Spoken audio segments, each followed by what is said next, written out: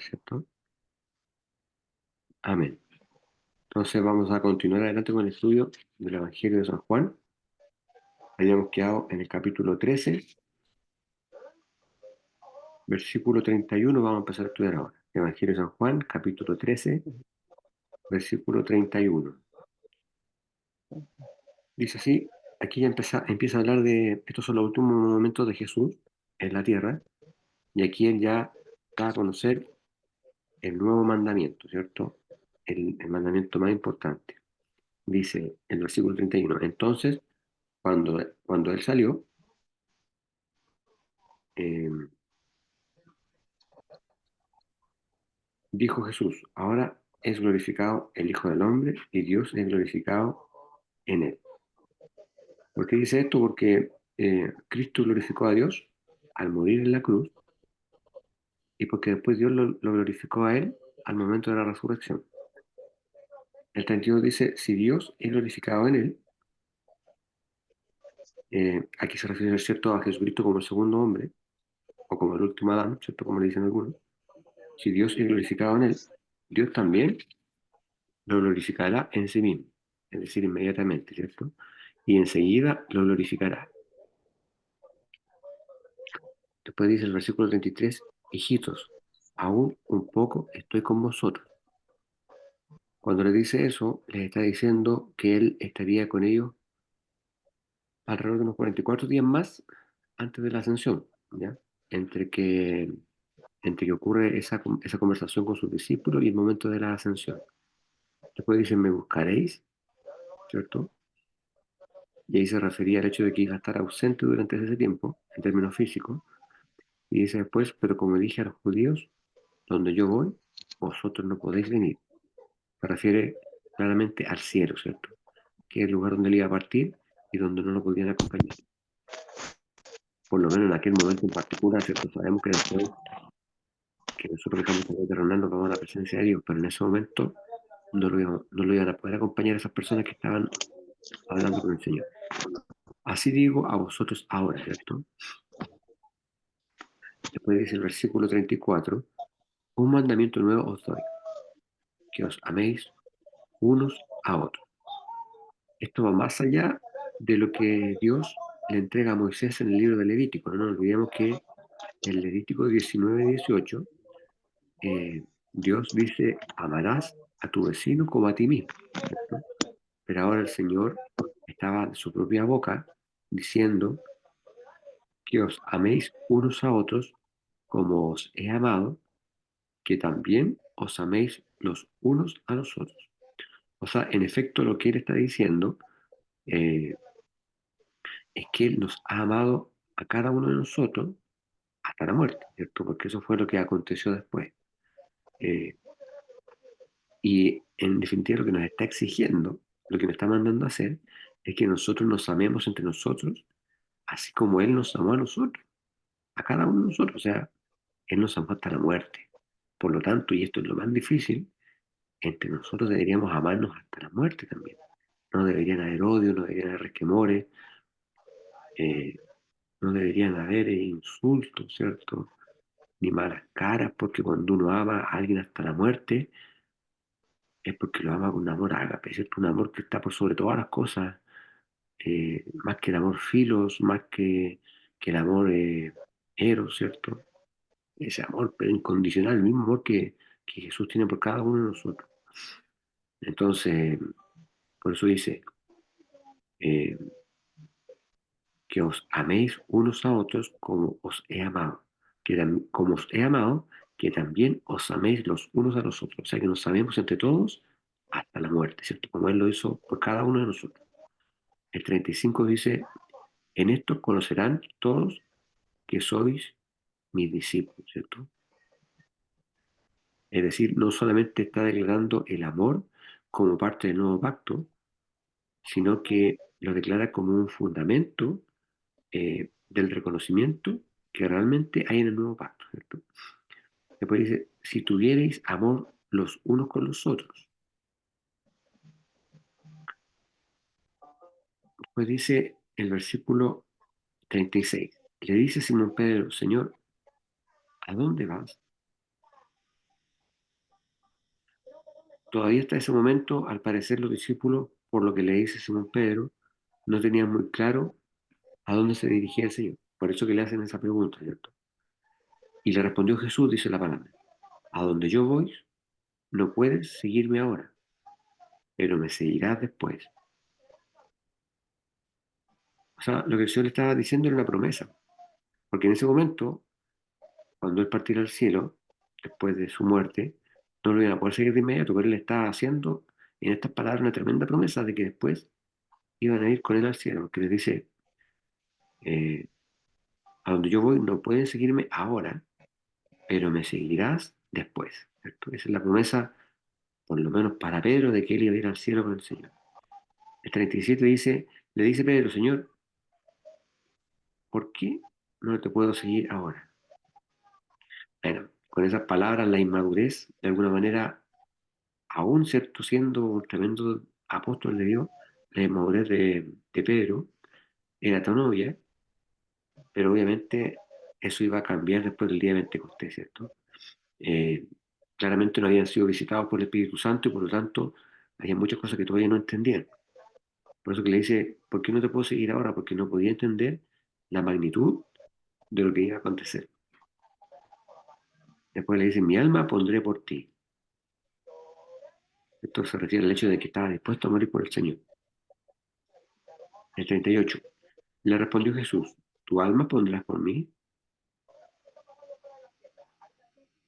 Obviamente que es una pregunta retórica porque el Señor ya sabía la respuesta, ¿cierto? De cierto te digo, no cantará el gallo antes que me hayas negado 3 veces.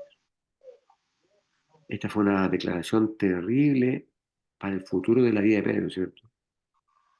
Eh, Porque con esta frase el Señor estaba diciendo todo lo contrario a lo que él estaba diciendo. Él decía que estaba dispuesto a dar la vida por el Señor y el Señor le decía que lo iba a negar. Así que un momento terrible para Pedro.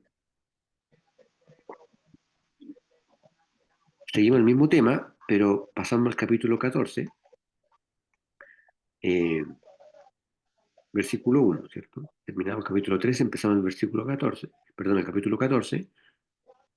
eh, y aquí nos dice el versículo 1, no se turbe vuestro corazón. Esto lo dice el Señor inmediatamente después de que Él predice la negación que le va a realizar Pedro, ¿cierto? Le dice, no se turbe vuestro corazón. ¿Creéis en Dios? Creed también en mí. Versículo 2 dice, en la casa de mi Padre muchas moradas hay. O sea, da a entender que el cielo es un lugar muy grande, ¿cierto? Y que por lo tanto lo que nosotros podamos pensar del cielo queda corto, ¿cierto? Queda pequeño porque lo que en realidad es el cielo sobrepasa lo imaginable, ¿cierto? Cualquier película que nosotros podamos ver, cualquier documental, cualquier cosa que podamos pensar respecto al cielo va a quedar corta porque es algo realmente tremendo. Algo, imagínense morada, que el Señor haya ido a preparar muchas moradas en ese lugar para todas las personas que hemos creído en Él a través de la historia de la humanidad. Después le dice, de otra manera, os lo hubiera dicho, voy pues a preparar el lugar para vosotros. O sea, de alguna manera está diciendo que Él personalmente se iba a encargar de supervisar este proyecto, ¿cierto? Por decirlo de alguna manera, de la construcción del cielo, ¿cierto? De la edificación de estas moradas para cada uno de los que hemos creído en él, ¿cierto? Después dice el versículo 3, y si me fuere y os prepararé el lugar, vendré otra vez y os tomaré a mí mismo.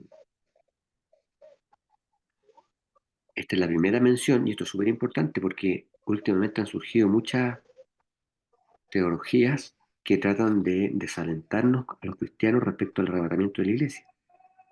Algunos están diciendo de que no hay arrebatamiento, porque la Biblia no habla de ningún rapto secreto, porque la Biblia habla de que cuando Cristo venga todo ojo lo verá, toda rodilla se doblará, etcétera, y eso es efectivo. Pero ese versículo se refiere a la segunda venida de Cristo en gloria y majestad. Pero aquí nos dejen claro el rapto de la iglesia, ¿cierto?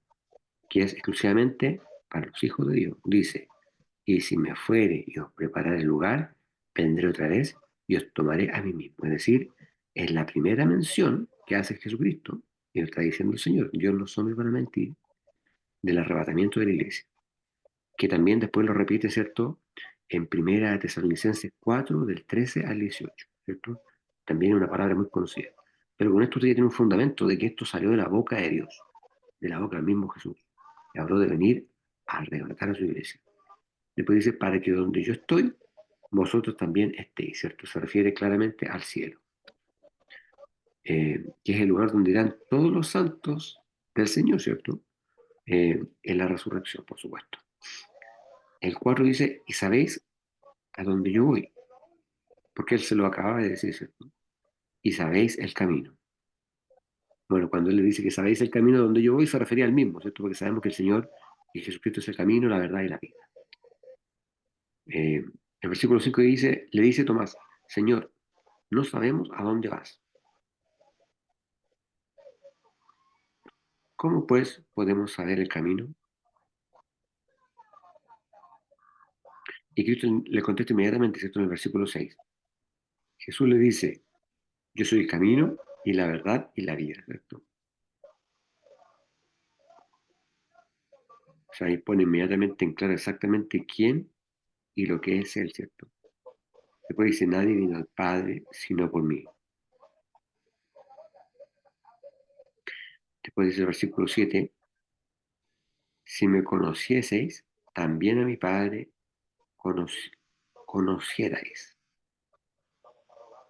O sea, en el fondo le está diciendo que si ellos hubieran aprendido a conocer espiritualmente a Jesús y haber tenido una experiencia espiritual con el Señor, que claramente Tomás todavía no la había tenido, por eso era tan incrédulo, eh, también conocerían al Padre y habrían tenido esa relación con el Padre, ¿cierto? Que en el fondo son uno, junto con el Espíritu Santo.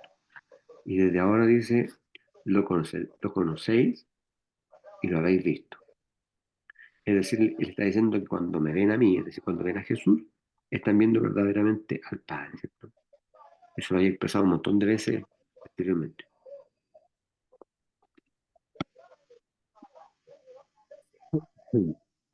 Dice el versículo 8, le dice Felipe, Señor, muéstranos al Padre y nos basta.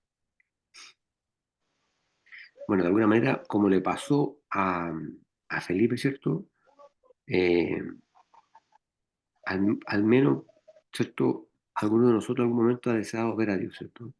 Eh, pero no es necesario verlo porque nosotros estamos sintiendo su presencia y viendo evidencias claras de que Él está en nuestras vidas, ¿cierto? Por los milagros que hemos experimentado con nosotros, por cómo hemos sido transformados en nuevas criaturas, porque hemos sido sanados de enfermedades, porque hemos sido liberados de accidentes, etcétera. No necesitamos ver a Dios, que va a ocurrir, ¿cierto? Cuando seamos redimidos, pero y va a ser un momento maravilloso porque no vamos a necesitar la fe. ¿Había pensado eso ustedes, no? Nosotros siempre andamos hablando de la fe, que tenemos que tener fe, que Dios danos fe, pero eso no lo vamos a necesitar cuando estemos frente al Señor, porque lo vamos a tener cara a cara. O sea, no vamos a necesitar la fe porque vamos a estar frente a Él. Pero en este momento, mientras no lo veamos cara a cara, que no puede ser posible porque Él es tan santo que caeríamos muertos, pero inmediatamente si tuviéramos su presencia, pero cuando lo veamos cara a cara, mejor dicho, ahora que no lo vemos cara a cara, eh, necesitamos la fe, ¿cierto? Y la fe está en todo lo que vemos en nuestra vida, ¿cierto? En lo que Él ha hecho con nuestra vida y con la vida de nuestros hermanos también. Versículo 9 dice, Jesús le dice, ¿tanto tiempo he estado con vosotros y no me has conocido, Felipe? El que me ha visto al Padre, ¿cierto? ¿Cómo pues, dices tú, muéstranos al Padre, le dice el Señor? Versículo 10, ¿no crees que yo soy en el Padre y el Padre en mí? O sea, en el fondo está diciendo que la clave es creer, ¿cierto? La clave es creer. Las palabras que yo os hablo, no las hablo de mí mismo. O sea, que está diciendo que las palabras que salieron de Jesús vienen directamente, ¿cierto?, del Padre Celestial. Sino el Padre que está en mí, Él hace las obras, ¿cierto? Versículo 12, creedme que yo soy en el Padre y el Padre en mí. O sea, de nuevo está colocando la fe como el vehículo y a Jesús como el objetivo, ¿lo entiende, cierto? La fe como el vehículo para entender y a Jesucristo como el objetivo de la fe, ¿cierto? Después dice de otra manera, creedme por las mismas obras. Después dice el versículo 12, de cierto os digo, el que en mí cree, las obras que yo hago, también a él, también él las hará. Y mayores que estas hará, porque yo voy al Padre.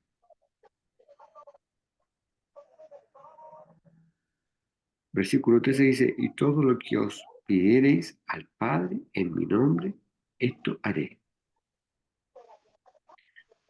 Eh, Ahora hay un tema ahí muy importante, porque esta frase ha sido muy mal interpretada por el pueblo cristiano. Dice, y todo lo que pidiereis al Padre en mi nombre, esto haré. O sea, las personas piensan que cuando uno dice, te lo pido en el nombre de tu Hijo Jesucristo, creen que es una frase mágica o una frase que de alguna manera va a obligar a Dios a entregarle a usted lo que usted está pidiendo. Y no es así. Eh, el cristiano efectivamente tiene esa potestad por ser hijo de Dios para usar el nombre, ¿cierto?, de Cristo. Pero hay que poner atención, siempre y cuando esté dentro de la voluntad de Dios. Porque, por ejemplo, si yo en este momento le pidiera al Señor en el nombre de Jesucristo que me regale un Bentley o un Maserati o esos vehículos que son o un Rolls Royce, ¿cierto? Que son hechos a mano y que hay como tres por cada versión y que valen una millonada de plata, lo más probable es que yo no me lo haré, porque yo no lo necesito y no tengo la capacidad económica para mantener un vehículo así. Entonces, visión me da lo que yo necesito. Y es una bendición el auto que yo tenga. Me estoy refiriendo al auto, no puede hacer cualquier cosa, pero tiene que estar dentro de la voluntad de Dios, ¿cierto? Porque Dios es el que conoce las necesidades, conoce nuestro corazón, pero eh, no nos va a dar lo que no necesitamos, y es lo que nos puede traer problemas en definitiva. Entonces, estamos facultados, ¿cierto?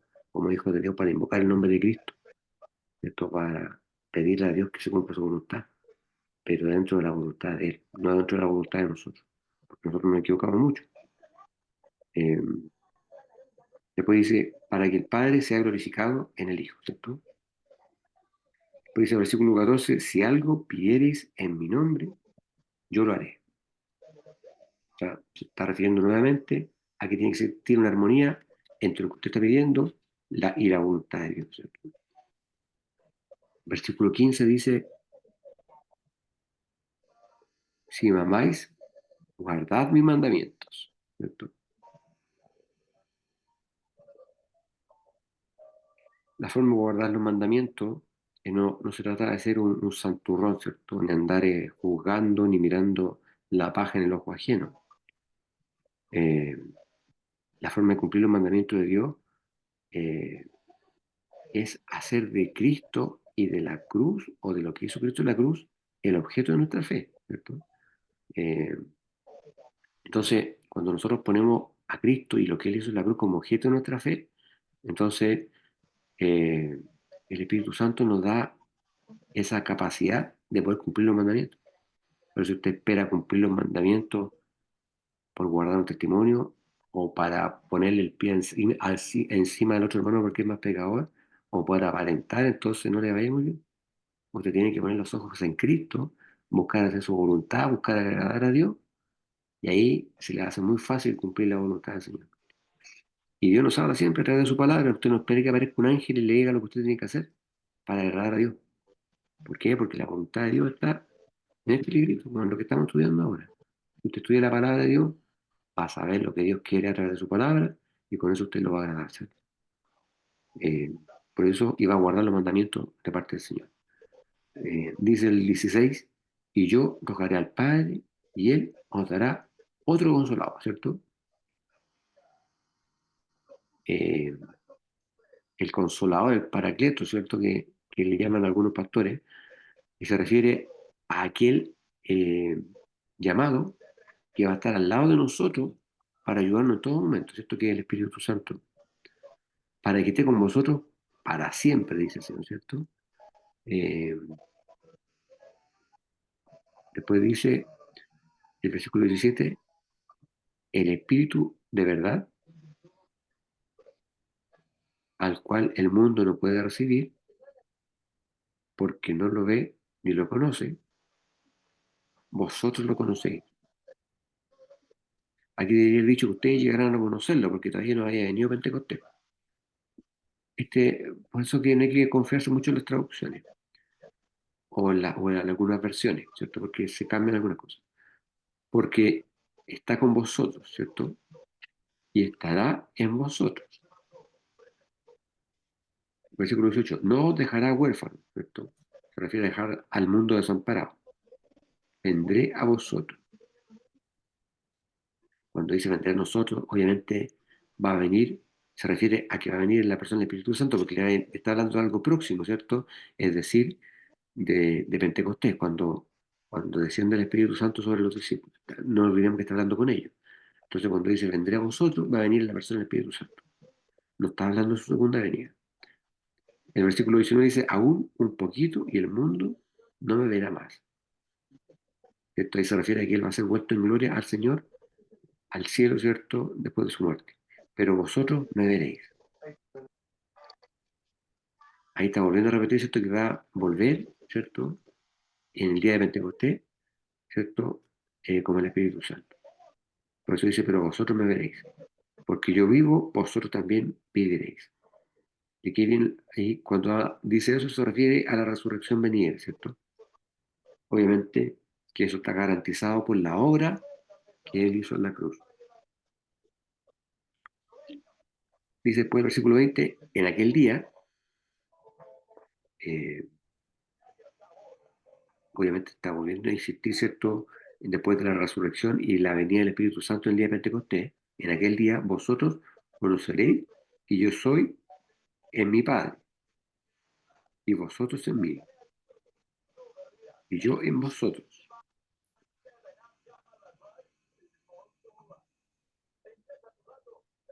21. El que tiene mis mandamientos y los guarda, aquel es el que me ama.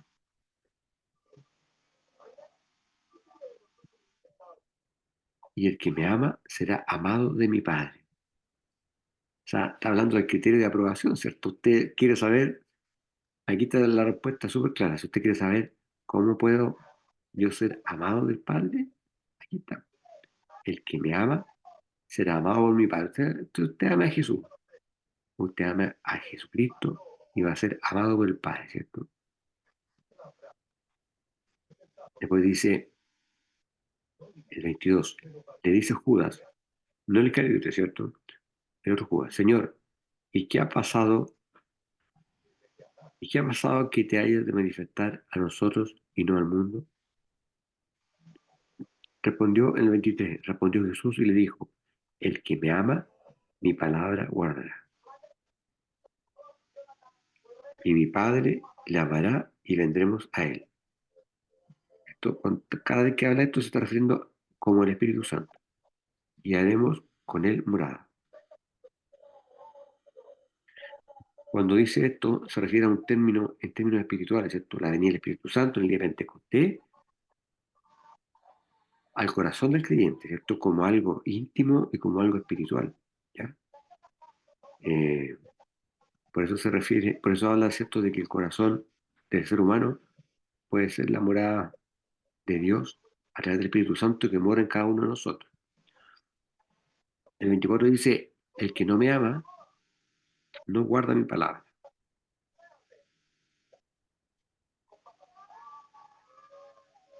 Y la palabra que habéis oído no es mía, sino el Padre que me envió. Ahí repite lo mismo que ha repetido varias veces, ¿cierto? Que todas las palabras que salen de su boca provienen del Padre. Y lo que dice antes, súper importante y ocurre mucho en el mundo, dice, el que no me ama, no guarda mis palabras. Porque hay muchas personas que dicen amar a Cristo, pero no guardan su palabra. Y ahí usted se puede dar cuenta de quién realmente ama al Señor. unas personas se pueden llenar la boca diciendo que aman al Señor, haciendo obras, ¿cierto? Regalando cosas a los pobres, no sé, pero esa persona cumple los mandamientos de Dios. Ahí usted tiene un referente, ¿cierto? De si la persona realmente ama o no ama a Dios. 25. Estas cosas os he hablado aún estando con vosotros. Ya vuelvo a repetirse todo, que le queda poco tiempo ya en esa condición de hombre, ¿cierto? 26. Pero el Consolador, esto se refiere al Paracleto, al ayudador, al Espíritu Santo. El Espíritu Santo dice que sabemos que la tercera persona del Espíritu Santo, de la tercera persona de Dios, al cual el Padre enviará en mi nombre, Él os enseñará todas las cosas y os recordará todas las cosas que os he dicho. Miren qué importante. Él, Él os enseñará todas las cosas. ¿Usted cómo cree que está entendiendo lo que estamos hablando en esta hora? ¿Usted cree que porque yo hablo bonito? No es por eso. ¿Usted cree que porque usted es una persona muy inteligente? Puede ser, pero tampoco es por eso. Que nosotros estemos entendiendo estas cosas, hermano, hermana, es solamente por la intervención del Espíritu Santo. Por eso el Señor dice, Él os enseñará todas las cosas, todo lo que nosotros entendemos y aprendemos de la palabra de Dios, de su voluntad, de sus propósitos, etcétera, etcétera, es porque Dios nos da ese entendimiento. Las cosas espirituales o las cosas de Dios se disciernen de manera espiritual, ¿cierto? Por eso que el hombre natural no entiende muchas veces, por eso que usted antes de que conociera a Cristo, usted le hablara estas cosas y usted las rechazaba. A mí me pasaba mucho tiempo me hablaron de las cosas del Señor, yo las rechazaba, me reía, me burlaba, hacía caso omiso, ¿cierto? Y es porque no había una revelación de parte del Espíritu Santo, que es la que recibimos cada uno de nosotros para poder entender estas cosas, ¿cierto? Estas cosas hermosas de la palabra de Dios. Eh, por eso dice, Él os enseñará todas las cosas, ¿cierto? Es decir, el Espíritu Santo como el gran maestro de la palabra de Dios. Independientemente que usted esté siendo instruido en un estudio bíblico, o escuche la palabra, ¿cierto? En una predicación, o esté recibiendo, ¿cierto? La llenura del Espíritu Santo, etc. Siempre es el Espíritu Santo el que nos muestra la verdad y os recordará todas las cosas que os he dicho, ¿cierto? El 27 dice, la paz os dejo, ¿cierto? Mi paz os doy. Obviamente que hay una tremenda diferencia entre la paz que da el Señor y la paz que da el mundo, ¿cierto? Usted, cuando tiene la paz de Dios en su corazón, puede que no tenga ni un peso en su bolsillo, puede que se le haya echado a perder su auto, puede que se le haya echado a perder la lavadora, ¿cierto? No tiene cómo lavar, pero usted va a seguir sintiendo el gozo del Señor siempre, ¿cierto? Frente a una enfermedad, frente a un descalabro económico, hermano, usted tiene una comunión directa con el Señor, usted nunca va a perder el gozo. Usted puede andar triste, puede andar enojado, puede estar incluso afanado hasta por alguna cosa de este mundo, pero el gozo de Cristo no se pierde si usted está lleno del Espíritu Santo. Por eso dice, eh, no como el mundo la da, ¿cierto? Yo os la doy, no como el mundo la da, yo os la doy. O sea, la paz de Cristo es una paz que nadie se la puede quitar. Usted sigue durmiendo tranquilo y sigue esperando siempre la voluntad del Señor. Y el Señor en su tiempo revierte todas las circunstancias, la situación, los diagnósticos médicos, las carencias, todo lo que usted pueda estar pasando, ¿cierto? Porque son formas que ocupa el Señor para irlo perfeccionando, para el día de Cristo, ¿cierto? No se turbe vuestro corazón ni tenga miedo. ¿Por qué? Porque esa paz que el Señor nos da sana el corazón perturbado y quita el temor, ¿cierto? Frente a cualquier circunstancia que podamos pasar, tenemos que confiar en la paz que el Señor nos entrega. 28. Habéis oído, como yo os he dicho, voy y vengo a vosotros. Si me amaseis, ciertamente os gozaríais, porque he dicho que voy al Padre, porque el Padre mayor es que yo. 29. Y ahora he dicho antes que se haga, para que cuando se hiciere, creáis.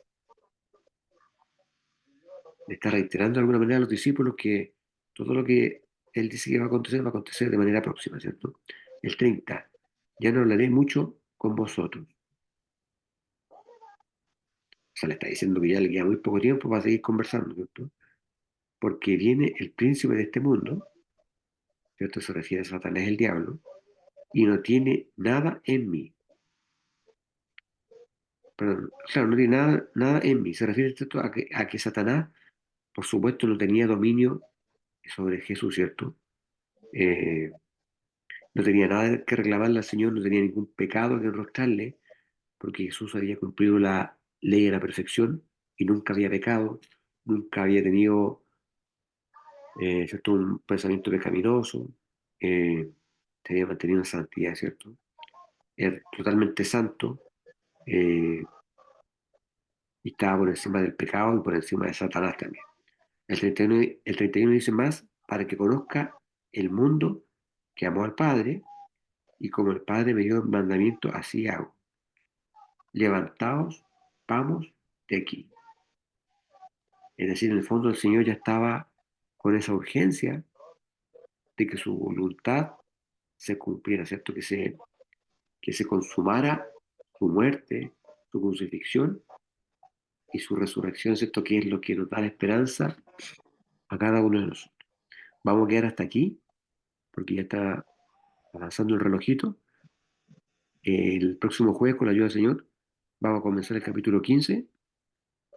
Eh, y ahí ya el Señor nos empieza a hacer una promesa ya más, más profunda sobre la vida venidera, ¿cierto? Lo que se viene si nos mantenemos firmes en su palabra y en su camino. Entonces, la próxima semana seguimos con el Evangelio de Juan, capítulo 15, a partir del versículo número 1. Amén. Hermano Esteban, le voy a pedir que nos despida con una oración, por favor.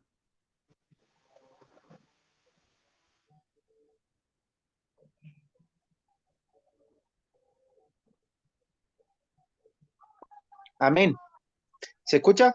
Sí, Amén. Sí, Amén. Dar gracias a Dios, ¿cierto?, por esta oportunidad que tuvimos. Eh, Bendecir a cada uno de nosotros, a cada familia, a cada hogar, a cada hijo, que podamos tener una linda semana y dar gracias a Dios por la vida y por la salud que nos permite conectarlos, podernos reunir y seguir creyendo en la palabra. Dar gracias a Dios por el hermano también, que es simple, fácil,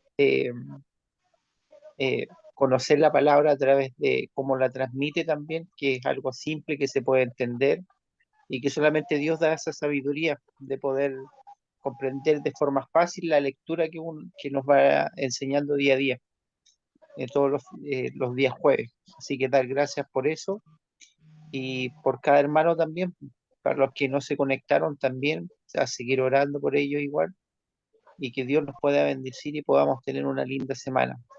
Que Dios cubra nuestros hogares, que nos proteja en todo momento, dándonos salud y vida, y sobre todas las cosas nuestros hijos protegiendo nuestros hogares. Amén. amén. Bien, hermano, nos despedimos entonces y el domingo, si Dios quiere, nos estamos viendo en el culto de las 11 de la mañana. Que Dios les Amén. bendiga. Buenas noches. gracias, buenas Vale, chao. noches. Chao, que estén Chao. bien. Vale, vale. Chao, chao.